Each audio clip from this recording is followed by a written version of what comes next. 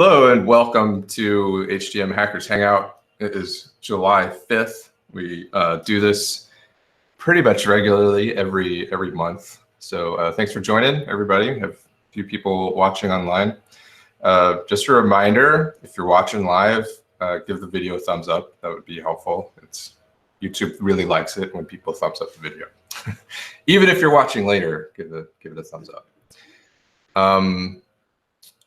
This format's going to change because this Hangouts online thing is going away. YouTube just told me as soon as I hit broadcast, it's like, this is no longer going to be around. So it might change next time. There's something called YouTube webcam. So we'll see how this goes next month when we try and do this. I just want to take a moment and say welcome to new subscribers. I know I've got a lot more traffic and subscribers since we had that Lex Friedman interview with Jeff. So if anybody's watching that came from there, thank you for subscribing and watching. I do a lot of live streams on this channel, which you are free to ignore if you like, and this is one of them. We do this once a month, and it allows us to talk with the community. So I always invite the community to actually join. We've got Marty, which is the teapot, and Marcus from Numenta is joining. So we're going to have some discussions with them. Otherwise, there is a forum post, which I'll put in chat right now. I think this is it. Yeah. And that sort of has a summary of what we're going to talk about. So we will get right into that. So first off, and once we get through this, we'll open it up to anybody who's joined and wants to talk, and I'll be watching chat. So if you have any questions in chat, I'll address those once we get past these main topics. So the first thing I want to talk about is Numenta's research direction. So we have, over the past year, sort of been leaning more towards machine learning and the application of what we've understood about the brain, particularly, the neocortical circuit and sequence learning, spatial pooling, that sort of, even, the old stuff, that came out in 2013, which is spatial pooling and temporal memory. And how to apply that to current machine learning systems, specifically deep networks. And we're continuing to go in that direction. We're getting traction there, which is great. So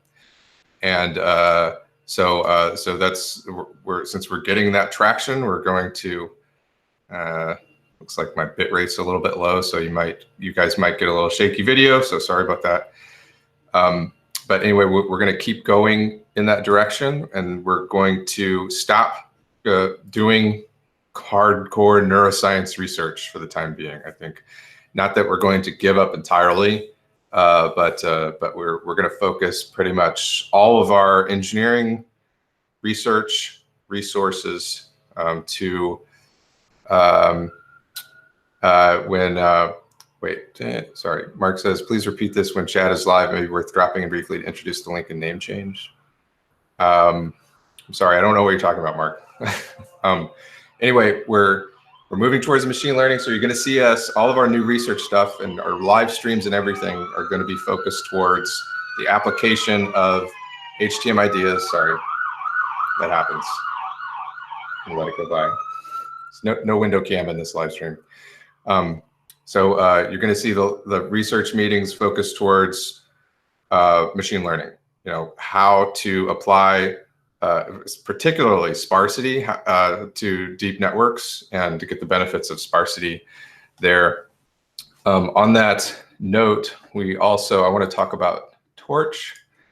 Let me share my screen here and go to NuPic Torch. That's sort of this is where a lot of our emphasis is occurring. On this machine learning side, we have a project called NuPic Torch, which is basically creating machine learning architectures that are using the ideas of HTM, particularly sparsity. But as we move along, we're going to continue to create new models. And you can see there's models in here if you want to take a look at them. Right now we've got sparse CNN, and more will probably be coming. The thing I wanted to point out on this is recently Lewis has, sorry, now we have a fire truck. This will take a moment because it's going to be really loud. So let me just pause. Yeah. It's going right by the by my window. Okay, so Lewis has recently added more examples, and the cool thing is that they're Jupyter notebooks, so we can take advantage of that in this new collab environment that Google has made available. So all of these examples can be opened up in one of these collab environments. Let me try and make this bigger, and you could run this on a GPU, which is crazy, right? So let me just show you. If you open this up and go to runtime, you can change it and add a GPU, and then essentially run all, and it will run this on Google's GPU, which is pretty cool. So I think I just hit run. Oh, there it goes. So it just will pop through here. So this is an example of how to use this model, and it will run all the training. It'll do the training and the testing, and then give you like error rates and introduce random noise and all this stuff. And you can just sit here and watch it working, and not, you know, overload your local CPU with this stuff. You can do it all on Google's servers, which is outstanding. So if you want to try any of this stuff out, you can do it right here, which is a great way, I think, to try out what we're doing with New PyTorch. So stay tuned for more examples as we sort of evolve this. And hopefully that's exciting to you guys. It is for me. So I'm going to be playing around with this, and hopefully I can put together some perhaps, you know, video tutorials on what exactly is going on here and how it relates to, you know, more standard machine learning or deep network architectures going forward. So there's that, which is nice. So the next thing is, if you're, so I'm sort of talking to our forum right now, HTM forum. We've had, I've noticed a big increase of spammers on the forum. So if you notice that there are spammers on the forum, you can flag the post. So there's, in the options, you know, under each post, there's a bar with a little flag. And if you think something's spam, please flag it. They're getting really good at this, which, like, crazy good. But if you keep up with, you know, what's going on in machine learning, and I can't tell if they're just dirty tricks or if they're like really smart applications of the latest NLP machine learning tactics, you know, because someone, a new post will pop up and it'll seem completely reasonable, and there'll be a link to something that also seems reasonable. But then if you go to the user's profile, typically they're advertising a product, and somehow in the profile, like the username resolves to a product name or a company name, or there's a link in the user profile that is basically pitching a product or something. That typically seems to be the spam tactic right now. And they're playing a long game here too, you know. So they're posting without any explicit links to get you to, like, clickbait. They're not posting direct clickbait. I think they're posting initially to get trust in the system, because the forum software has this trust system. And I think they're doing this to seed real content so that in the future they can do the clickbait and the spam stuff. So just keep an eye out for that. If something seems weird, let me know. I mean, I'm always looking, but sometimes I miss it. Sometimes I miss the spammers, and I almost missed one just recently. Okay, so there's that. Quick, I don't want to talk too much about Twitch versus YouTube, but I'm going to be live streaming on YouTube now for the foreseeable future, because I think that's where the audience is. So, like, this obviously is a YouTube live stream. If you go back and look at the history, almost all my live streams recently have been done on Twitch and then moved over to YouTube as just a video. But I've been investigating YouTube live streaming, and I think I can do everything I did on Twitch, I can do on YouTube. So I'm going to sort of move my process. I have some technical tasks to achieve to, you know, update my tooling to apply to YouTube, like the chat interactions and stuff like that. But it'll all be back and just like on Twitch. So, which is nice because most workplaces allow YouTube access, but they do not allow Twitch access. So if you want to watch or interact at work, you'll be much more likely to do that. Okay, I hear what you're saying, Mark Brown. Thanks for doing that. The last thing is I'm still working on building HTM systems. That's my current live stream that I'm heavily streaming, and we're doing spatial pooling stuff. So we're partially through it. We got to finish up active duty cycles. We're going to do overlap duty cycles soon, which I haven't even talked about or explained at all. Still working through that.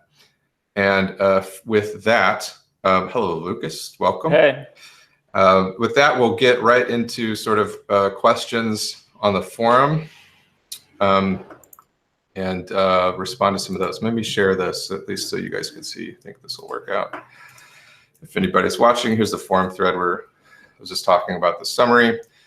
BitKing was asking about a summary of capsules versus HTM, you know, and he caught on this thing we were talking about, like grandmother cells, and I don't quite understand it. I thought, Marcus, when we were talking about grandma capsules, that wasn't quite. I mean, we don't really think it's working that way, right?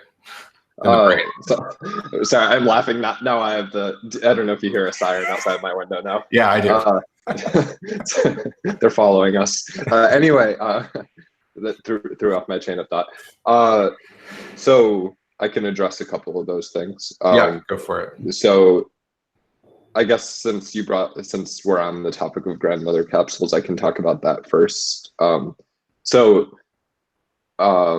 Yeah, the notion of grandmother cells, the idea that there are single neurons that represent, like you have a neuron devoted to when you see a grandma or something like that, and the idea that that's happening in the brain, etc. He's reacting to in capsule networks, typically how you'll train them is at the top, you'll devote one capsule to each trained object. And so, for example, grandmother capsules is like a shorthand for describing that. I understand I'm missing an English word here. My brain's just not recalling the English word. Concern or the concern. We'll call it that. I understand like the concern there. It seems silly, the idea that you would have like a cell devoted to each concept or whatever, and then that's like how learning occurs. You just have a grandmother cell and have a coffee cup cell, or similar with capsules. That is certainly that is almost definitely a hack of sorts. What is going on at the top of a capsule network is a hack. But what's going on between the bottom and the top is not a hack. It's quite nice. And like this idea of, yes, at the top, the capsules are sort of grandmothery, but all the ones in between are in the in-between layers. They're more like these reusable components. They're like almost it is almost analogous to the spatial pooler's mini columns, where the spatial pooler learns sort of these like course features, where each mini column is sort of a course feature. And in that sense, these capsules being devoted to one feature or one type of component, it can be elegant if it's all learned. If a population of cells is capable, say a population of cells contains 1,000 capsules, and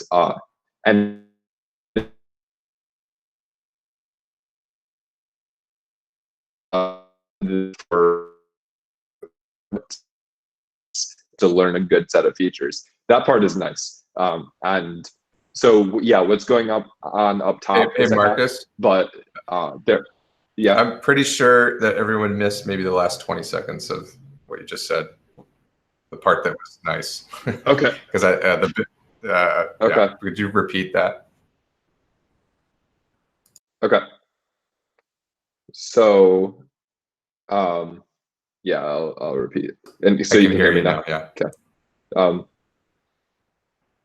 The part that is nice is sort of like is sort of like how, suppose you have 1,000 capsules in a network, or say you have a layer of capsules, you have a population of cells, 1,000 capsules. It needs to learn a set of features, set of 1,000 features, basically, that are useful for representing the input.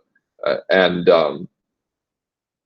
so like using the statistics of the objects, pick a good set of features. That's all really elegant. That's all like a good idea. So at the top of a capsule network, having this kind of hacky one capsule per object is like kind of a placeholder to then take advantage of a bunch of useful properties. If you were to build a more advanced system that instead of using this fully supervised approach, this passing in something up top, if it were a little more similar to like a reinforcement learning system, where the task of the system is to like output, the task of the system is to identify objects, but it does that more as a like a behavior, as more of as an output. If instead the network were like this big black recurrent box, and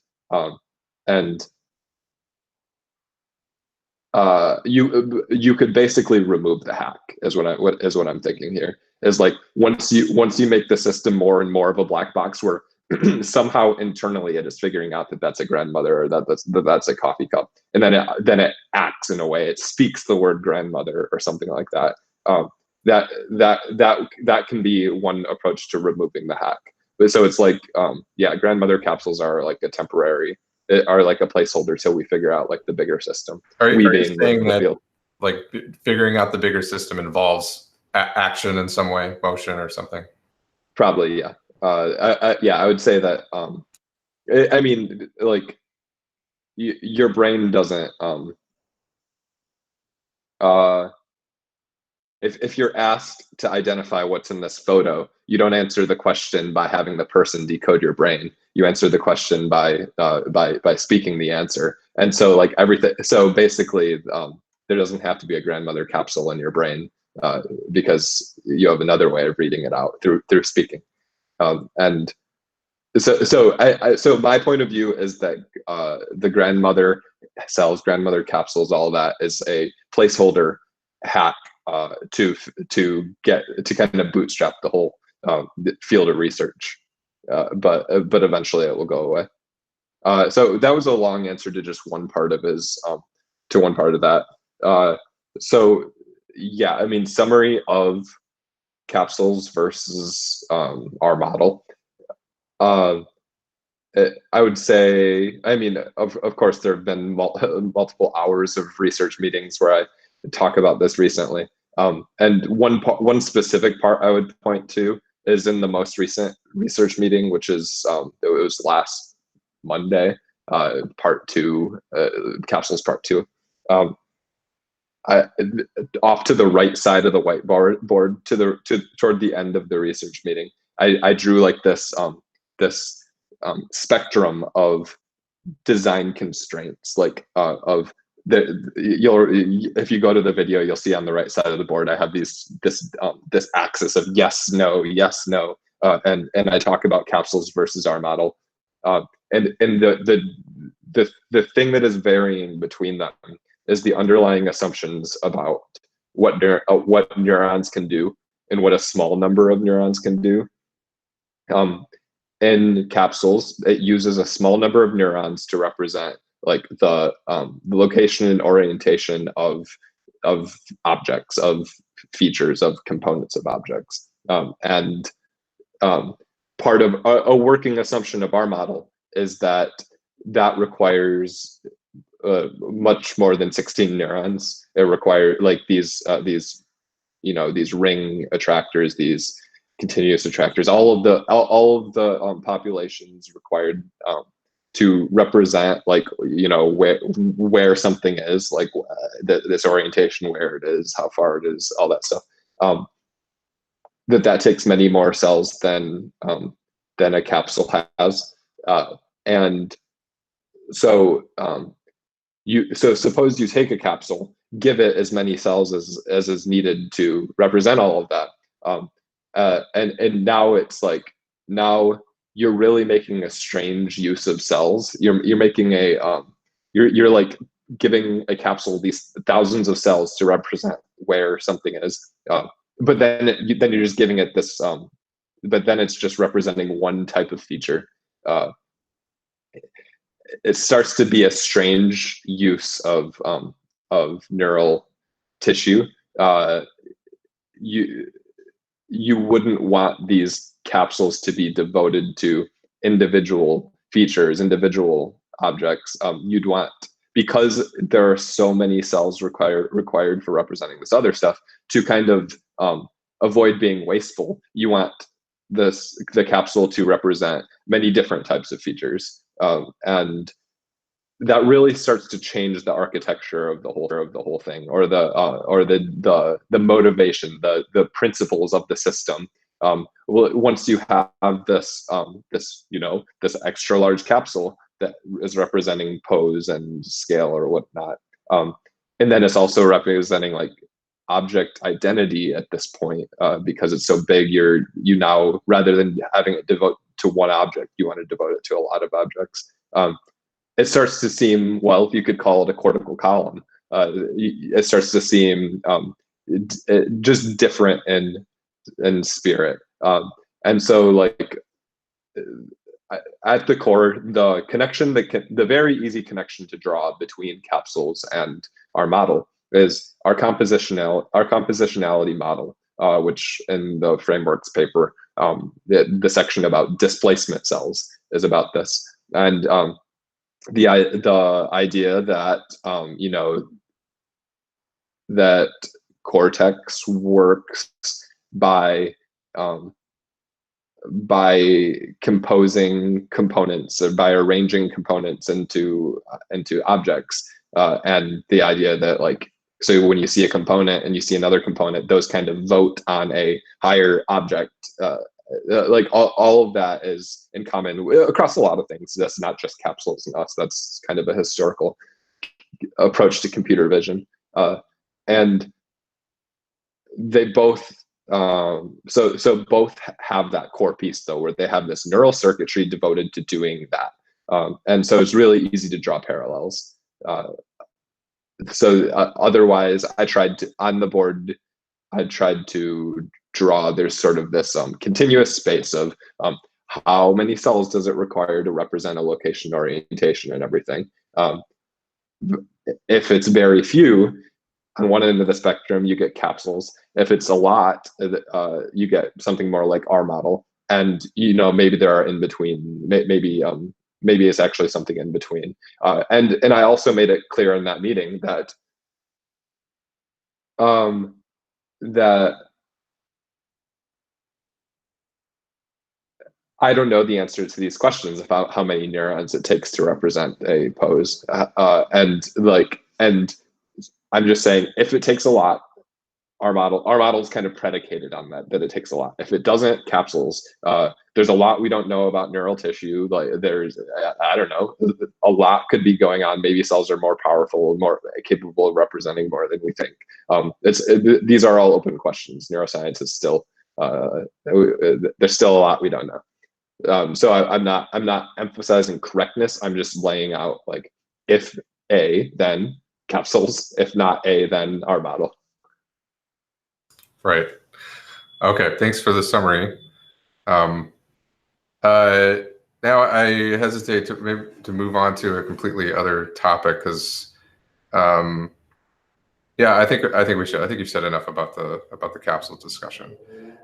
There was a very high level question from Barnett talking about object recognition, specifically higher level abstracted objects. And so, for example, we always talk about coffee cup, like this particular coffee cup, but there's a difference between my coffee cup that I use every day and then just the general idea of a coffee cup.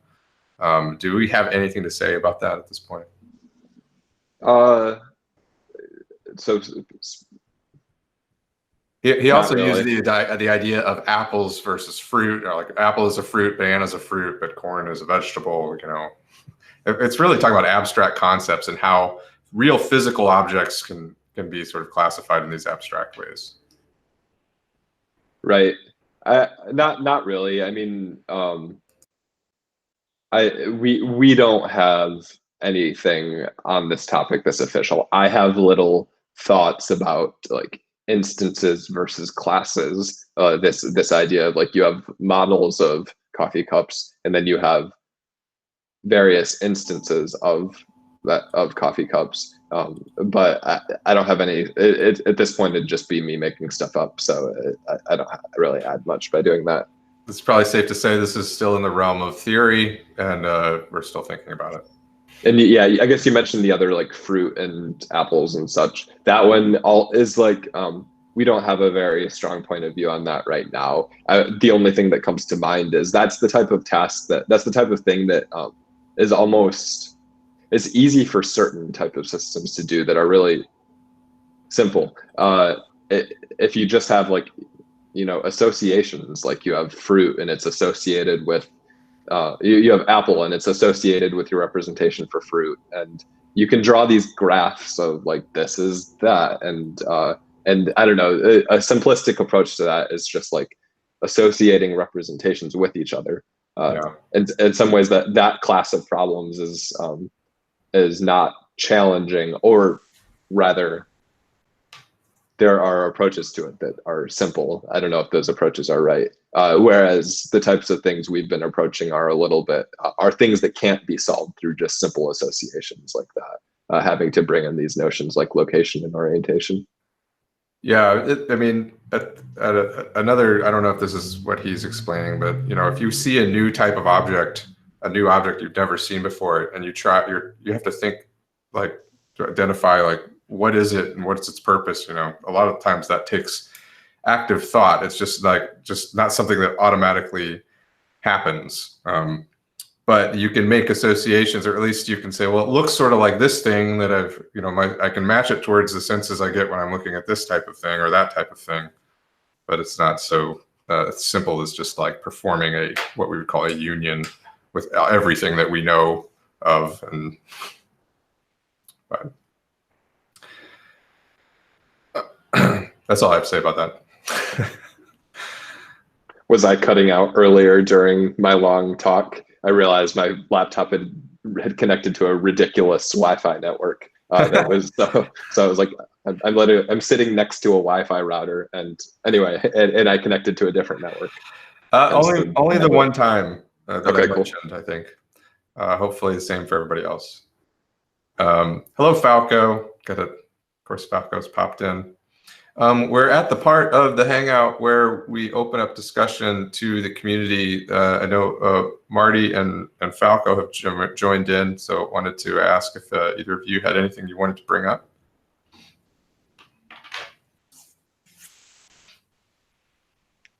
Perhaps not. Got a good amount of viewers right now, 14, 15 people watching.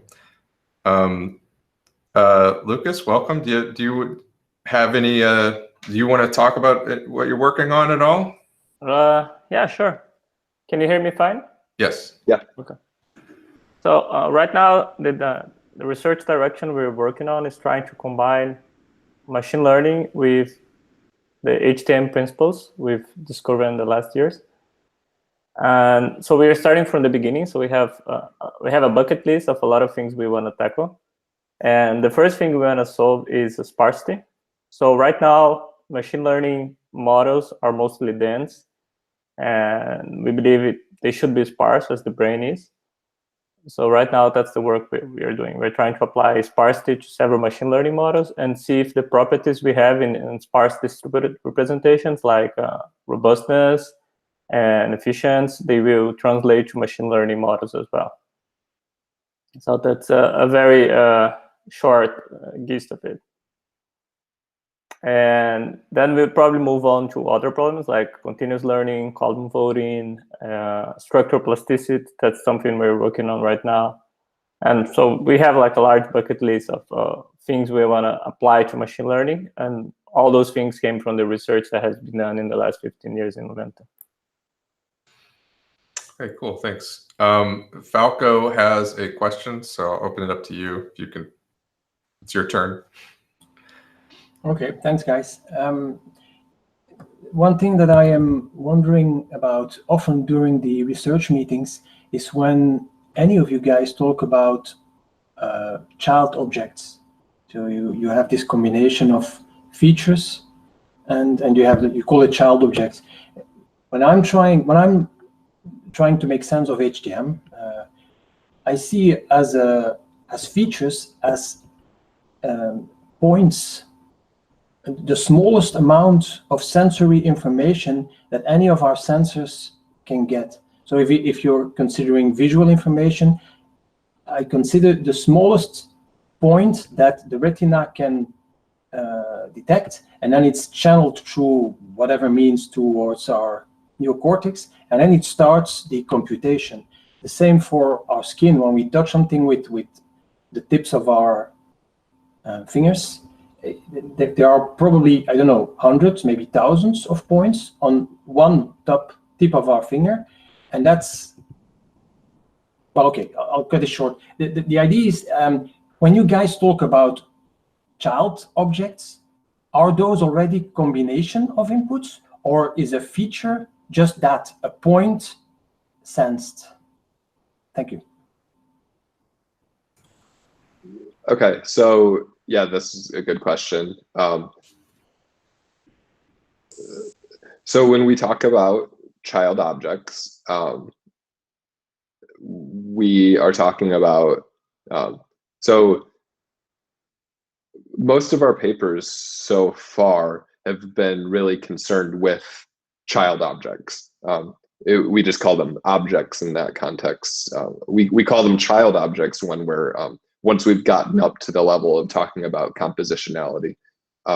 So the child objects here are the things talked about in the columns paper, the theory of whatever that paper was called, how columns in the neocortex learn the structure of the world, or whatever. That and then the follow-up paper of locations in the neocortex, the theory of sensory motor object recognition using cortical grid cells. I remember that title because I'm the first author. In those we talk about objects, and those objects are the child objects, and what they are, it comes from moving a sensor around like a fingertip or a retina, and at each location recording what you sense at that location. And so it's like really building a map of like, at this location I sense this, at this location I sense this, or like at this location I sense that, at this location I sense that. And you can think of, in these cases, you can think of the input being whatever's coming in on the sensory patch. You could think of it as like, if you wanted to think of it as just a set of zeros and ones of some kind, just like a bitmap of input bits. That's one way to think about it. So we typically think of this as this set of input bits comes in, spatial pooler maps it to some sparse set of mini columns, and basically that's what a quote unquote feature is in this system. A child object is, what feature do I sense at this location? What feature do I sense at that location? So you were asking about, like, is it point by point or is it larger than a point? The literal answer is it is a spatial pooling of the set of input bits, and that's basically what it is. So it's sort of like a spatial pooling over a set of points, and that's basically it. So the idea of a feature being something that takes up, the idea of a feature being something that like spans an area or spans a volume, that's the way we I'm just reading this comment, spatial. a spatial pooling of a set of points is an object or is a feature. That's a feature. We talk in terms of cortical columns. A cortical column has a receptive field, a set of inputs, a set of like receptors on the finger, or like retinal ganglion cells from the retina, and that's just like this big like 2D input, and you put a spatial pooler over that set of input bits. That output we call that a feature, and so the child objects are what feature do I sense at this location? What feature do I sense at that location, etc. And then to bring in this idea of yeah. So just briefly to bring in this notion of features that span an area that take up space, we call those child objects, and the way we have this notion of like, if you think of a feature, if you think of like the tip of this this whole cap of this pen, the whole top part of the pen as being a feature, we instead we approach the problem as like, okay, here's what I sense here, here's what I sense here. Let's call that a child object, and now in order to learn this higher object, like the full pen, I'm gonna rearrange these child objects like the pen top and the pen bottom into a compositional object. And so when we talk about something that spans an area, that's where we use our child object parent object mechanism. Okay, great. Thanks, Marcus. I'm going to move on to Marty, who also had a question to ask, if you're ready. And so my question is that since Numenta is now focusing on deep models, and all the RD powers is going to deep models, so how much HTM theory will be developed, and is there a possibility for the research on deep models going back to HTM, or what's the pathway for that? I mean, the only answer I have is that some parts, a lot of our work a lot of our work already goes into thinking about the core problems the brain has to solve, and then, or for example, thinking about like, what is vision? What is vision? What must the brain be doing to solve the problem of vision? And just thinking about that problem in the abstract.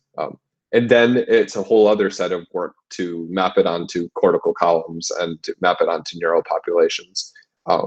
So the one reaction I would give is that like, we're still going to be thinking about the core problems of vision, or core problems of, learning sequences. And so what is likely to come back to HTM is just new things we learned from thinking about the problems.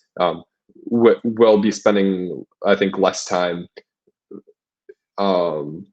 focusing on biological neurons, or no, that's not the right way to say it. I would say anything new that develops is going to be the type of thing that came from thinking about the problems, and not so much from looking at immersing ourselves in the biology. So I think that there is a real chance that something good will come of that. But so it can be freeing to spend some time living in the analytical world of problem solving for a while. So good things might come of that. Yeah, can I add something? I think it's it's also an interesting way to validate the theories we have right now. So when we think about applications of extending to deep models and extending to the benchmarks we use in machine learning, it's also an opportunity for us to validate what we have done in HTM so far. So right now, I'm working on sparsity, but we have Jeremy who's working on HTM applied to continuous learning. So I think there is a path between HTM and machine learning, and we are going through that path. It's not like a straight line. So we're going back and forth, and we're experimenting with SDRs or experimenting with temporal memory.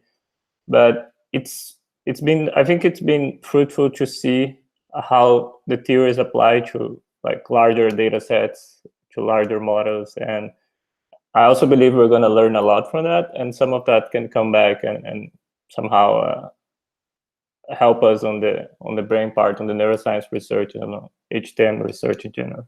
So that's my opinion. Thanks, Lucas. I'm excited about this direction because for the longest time, for years and years since we open sourced, one of the big arguments, critical arguments against HTM and what we're doing was, what value are you adding to current systems? So what can we do right now that's valuable? And the answer's always been, well, a little here and there if you can figure out how to do it. And the direction that we're going right now is basically to take everything we've learned and find out where we can add the most value to current systems with the least amount of effort.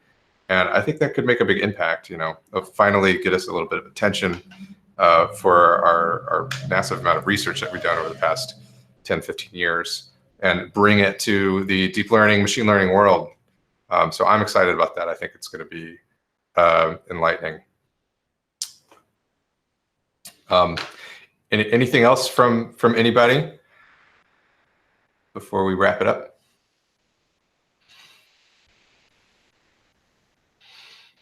Okay, I think we'll wrap it up. Thanks everyone for joining HTM Hackers Hangout, July 5th. Just a reminder for all you guys watching, please give the video a thumbs up and subscribe to our YouTube channel. It's encouraging and it helps validate what I'm doing, basically doing these live streams and trying to be as transparent as possible for you guys, all the community, for my bosses. So it lets them know that what we're doing here is valuable. So please give us a like and a subscription. And I will see you all on HTM Forum. Take care.